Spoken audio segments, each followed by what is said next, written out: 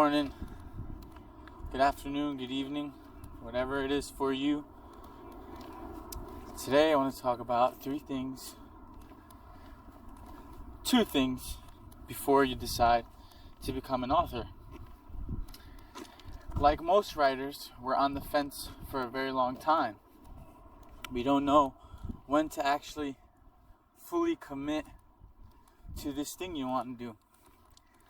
So, as someone who is approaching their release for their first novel, I've learned a lot and I kind of want to talk about it. Hence why I've started this channel.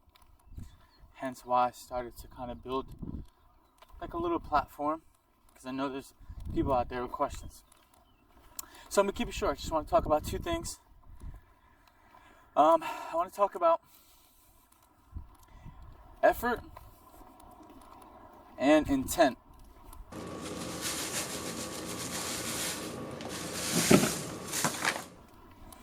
First, I just want to start with effort, right? This type of endeavor is going to squeeze a lot out of you, and it doesn't have to happen overnight, but it is going to take effort because it is not going to write itself. Even if you take shortcuts, it's not going to be the same. So, if you apply some good, diligent effort, I think the product is something you could be way more proud of. So effort, right?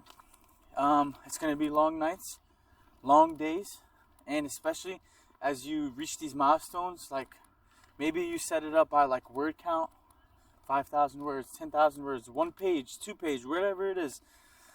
You're going to notice that, like, you know, what's in motion is going to stay in motion. And if you decide to drop the ball, stop giving the effort, you know, it could possibly push it back years, you know. So I say, before you decide to become an author, just know that it's going to require effort, good effort. So to tie into my next point, it's about intent, you know, your driving force, because sometimes there's going to be days that you don't want to show up. But if you have some good intent, some good motivation, you know your why, it's going to be a little easier to work. So, intent. Just know that not everyone wants it as bad as you. Just know that not everyone is going to read your book. So, know why you're writing. Know who you're writing for. And just know that it could change your life if you actually double down and take care of what you have to take care of. And if you're doing it because you love writing, so be it. Just know your intent. Stay in your lane. If you start writing and you're like, man, this is really good, I could probably make a lot of money off of this, and then you start switching lanes, now all of a sudden you're doing it for a financial gain, then you should take a stop. If these words aren't jumping out of you, you should stop. If you feel like it's a chore and you're not putting your best foot forward every day, you should stop, because it's not your intent. So, give good effort, know your intent, and I think that's a really good start. I'm always open to questions. I'm just here, kind of walking. A really good friend of mine,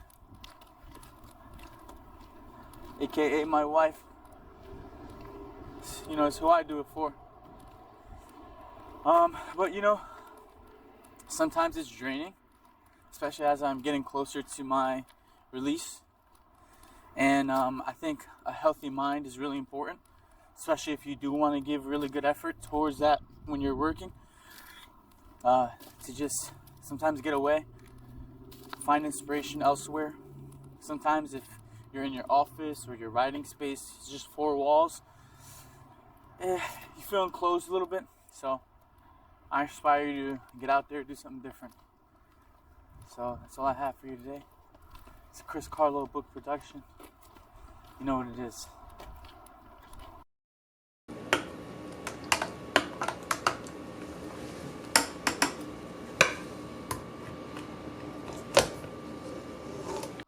So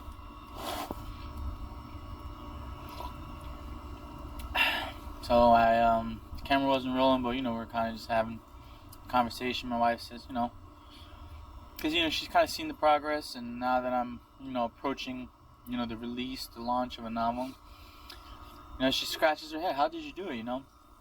Weren't there like times where did you go through seasons, like were there times where you were inspired more than others, and like did you write something that you didn't love necessarily at times? Like how did you go through those times, and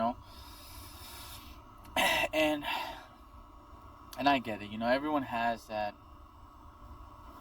inner voice that wants to shout, whether your inner artist.